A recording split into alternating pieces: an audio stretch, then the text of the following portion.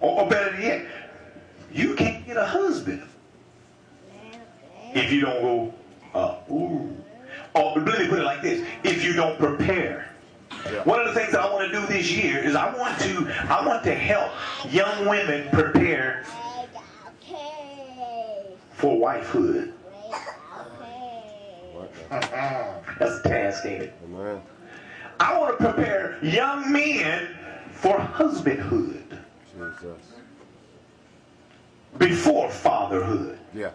Because see, you can't put the cart before the horse. You can't come into fatherhood without coming into husbandhood first. All right, bring that. Pastor Steve, he mentioned when he was here the difference between a male and a man. You're a male by gender. At the doctor, when you came out and they turned you around and said, oh, yeah. He's a male.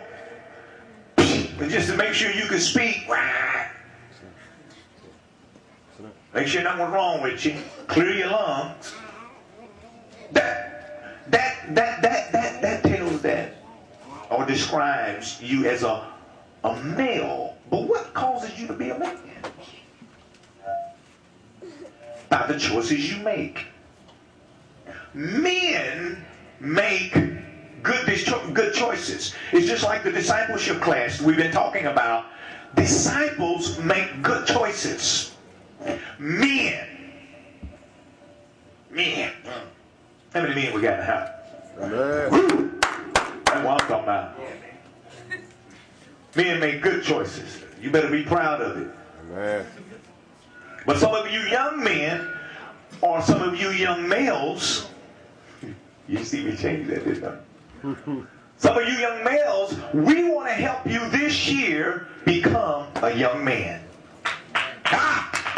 All right. My God, that's a shout right there. Some of you young women, we want to help you become, or some of you young girls. All right now. I'm being careful. Some of you young girls, because see, just your age don't say that you're a girl. Your actions do. Your actions do. We want to help you become young women. Yeah. See, do you not know the church? The church is responsible. We're talking about biblical economics. Churches are responsible for training and developing those that attend. Why do you think there's so many churches coming up with schools? Because the public school is failing to train our young people with everything that they need to survive in life. They need some alternative classes in those schools that's going to teach them about everyday life. If you take a 10th grader, the average 10th grader, and put an application in front of them and say, fill it out, you'll be alarmed of who cannot fill an application out. But we have a church. This year, we won't just be, Sister Stephanie, we won't just be having church. Amen. We're going to be the church. God, yes. See, we're going to be the church. So it's just all about knowing what our responsibility is. Teenage pregnancy is on the rise. It is on the rise. It is on the rise. And do you know the effects of teenage pregnancy? The effect on the male and the female? The girl and the boy? Statistically, 82% of young people that get pregnant, male and female, do not finish school. They don't finish school.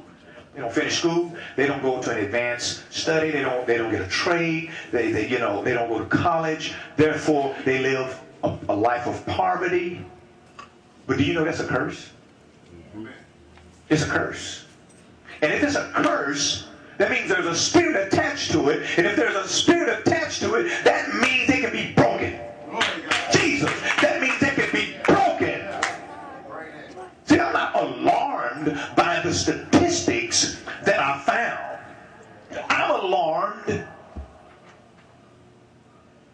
percentage of breakthroughs that we do not see in the church.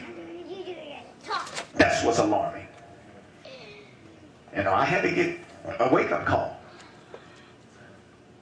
The question, Ray, will you continue to just do the same old, or will you position yourself to make a difference? I said, I want to position myself to make a difference. Amen. Okay, I'm going to see. We bought stacks of yogurt. Those of you that you probably just dreaming yogurt now. We had so many stacks of yogurt and chips and all of that stuff that God gave us access to. And the source is never ending.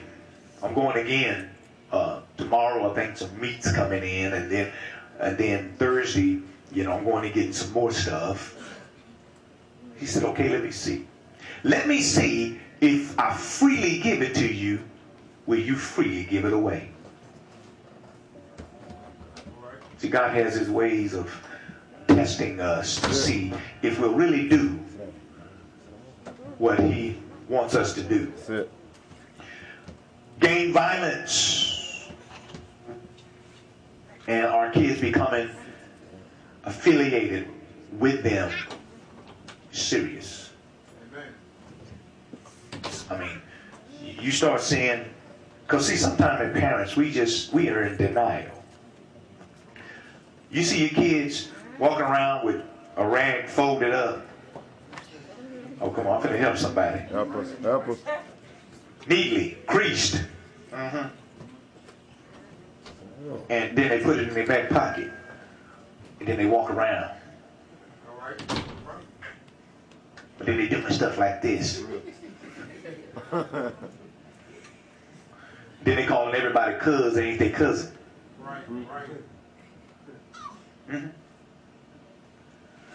When we see this, not only as parents, but as a church, we got to do something. We can't close our eyes to it because it's an epidemic. And those of you that live here in the Dale City area, you already know the percentage, great percentage of gang violence right here. Did I bring that down? No, I didn't bring that.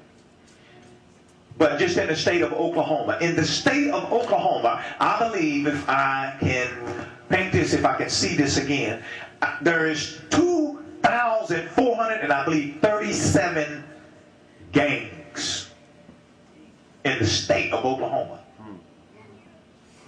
Now, that's not talking about the members that are involved in them. It's not talking about the members that are in them.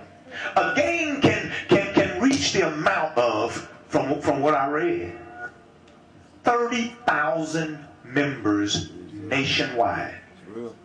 You think that's not organized? That's organized.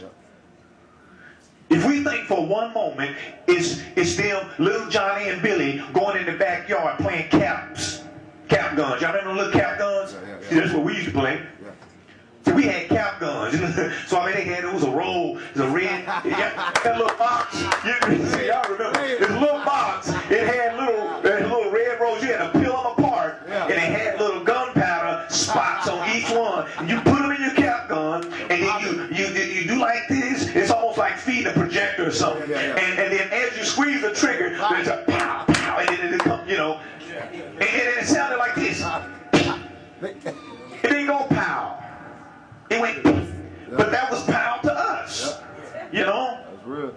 And then your friend, if you shot him and he didn't die, his defense was, oh, I didn't hear that go.